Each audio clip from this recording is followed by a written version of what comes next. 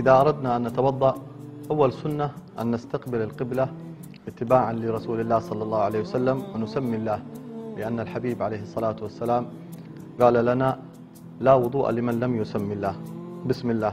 ثم نستاك، ويسن أن يغسل الإنسان سواكه قبل الاستياك وبعده، ويبدأ بالجهة اليمنى واللسان كذلك على الحنك، ثم نغسل الكفين. يسن كذلك تخليل الأصابع اليدين عند غسلها في بداية الوضوء، ثم المضمضة ب3 غرفات، كل غرفة يتمضمض منها ويستنشق ويستنثر باليد اليسرى.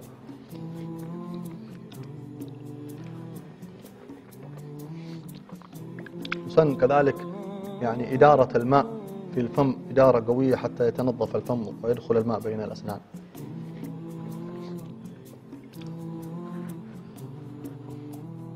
ثم غسل الوجه، وينتبه في الغسل لأن هناك فرق بين المسح وبين الغسل. المسح يكون بهذه الطريقة، لكن الغسل بأن يجري الماء على الوجه جريان هذه الطريقة. يسن أن يكون من أعلى الوجه حتى يجري الماء.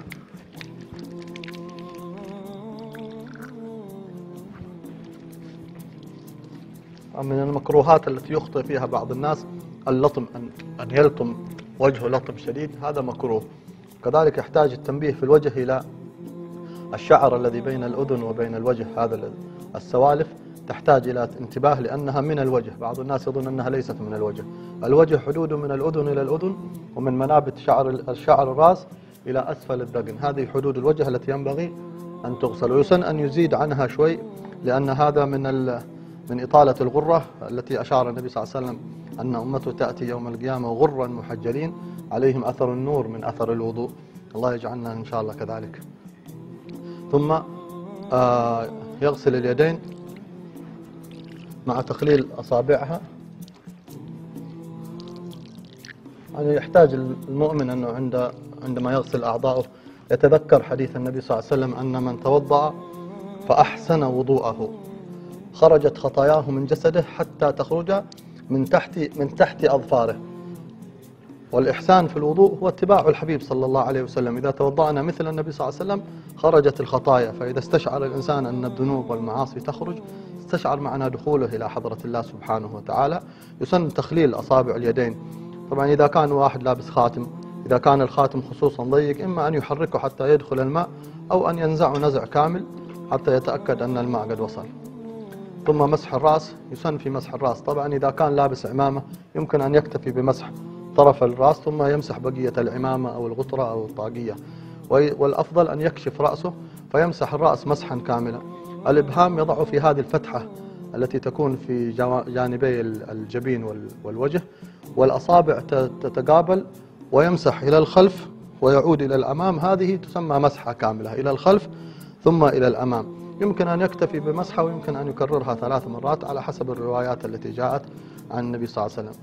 ثم يمسح الأذنين، يدخل السبابة هذا الإصبع في داخل معاطف الأذن بحيث أنه يتحرك على معاطف الأذن، والإبهام من خلف يمسح بقية الأذن بهذه الطريقة.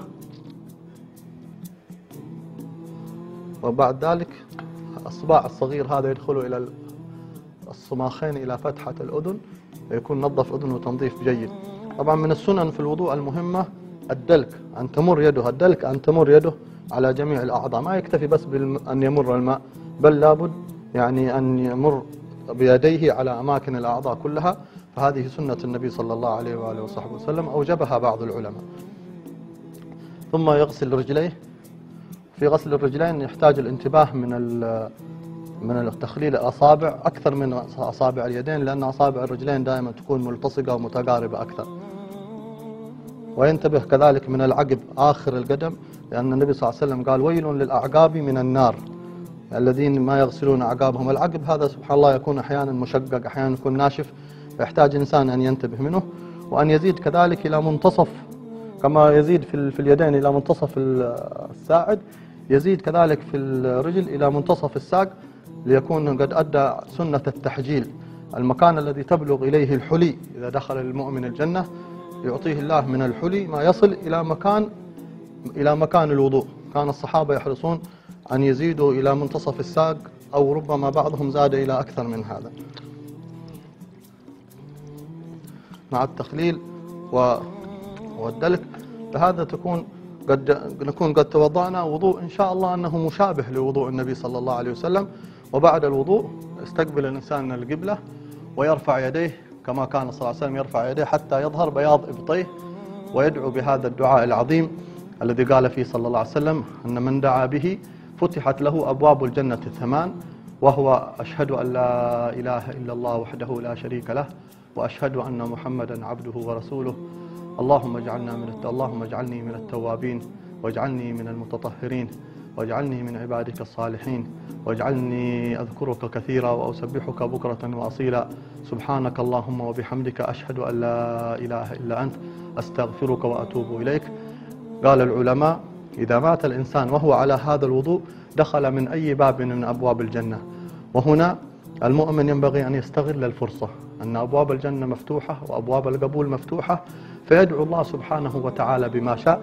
ونسأل الله أن يعلمنا سنن الحبيب ويرزقنا العمل، وجميع إخواننا الذين يشاهدون سنن هذا الحبيب صلى الله عليه وسلم أن يوفقنا الله وإياهم بالعمل بهذه السنن وتذوق ما كان عليه صلى الله عليه وسلم من الآداب والأعمال.